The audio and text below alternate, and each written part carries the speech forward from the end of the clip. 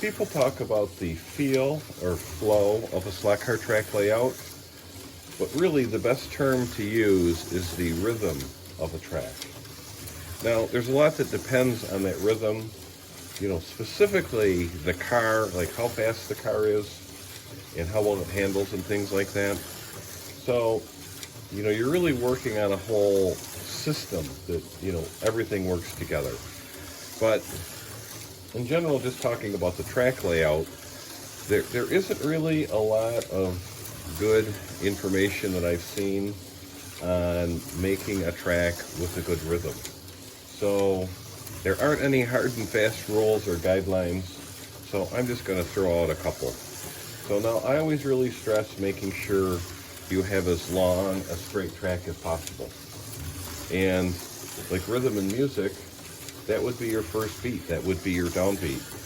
So I like to have a straight where you go full throttle, and when you come to the first corner, you have to completely let off the throttle. And that kind of starts your rhythm.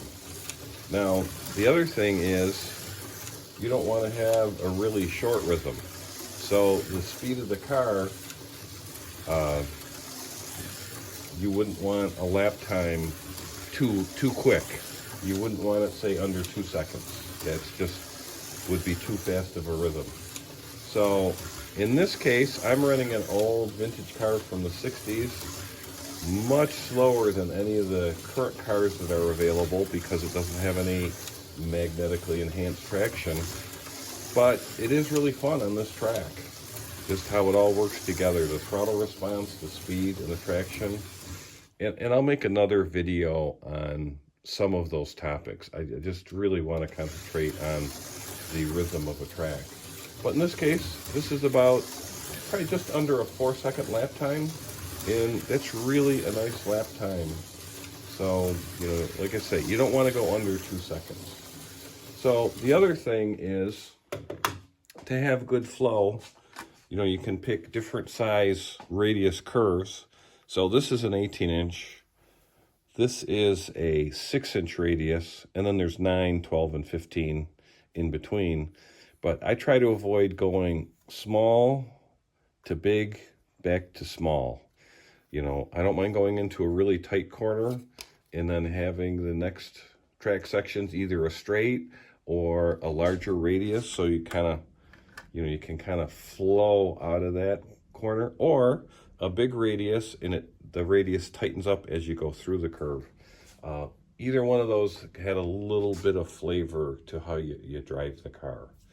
Now, this whole rhythm is sort of a topic that it's not really talked about, and it's sort of subjective and sort of abstract.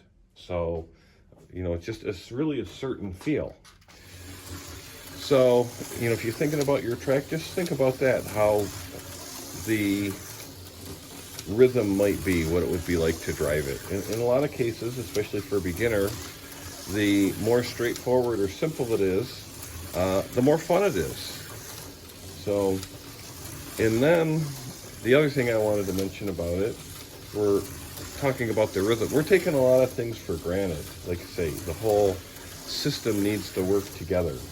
Like, you don't want to have a bumpy track where the car bounces out in a certain place every other lap.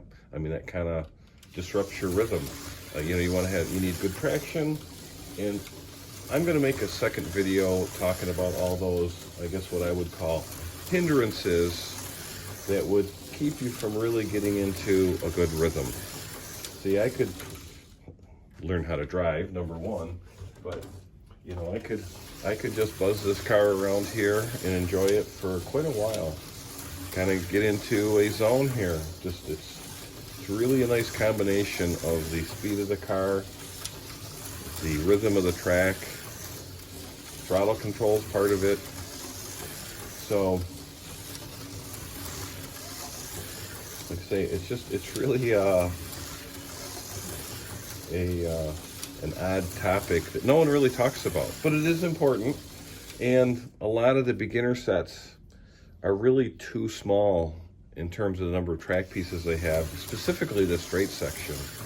So, you know, if you're thinking about this, if you buy a beginner set, I would buy 2 or 4 extra 15-inch straights. That'll really help.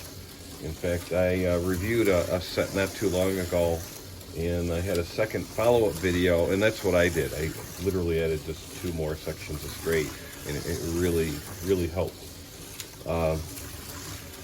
And then if you buy a big 4-lane set, you get a lot of corners.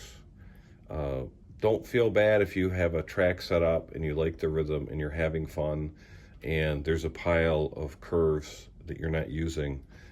That's what usually happens to everyone that's in this for a while. You end up with some extra track, and it's usually corner pieces. So, like I say, this is just an odd topic, kind of to finish up here. Sort of an odd topic that doesn't get a lot of discussion, but it is an interesting way to think about your track layout and what makes it fun. So let me know what you think. Let me know if you have any questions, and thanks for watching.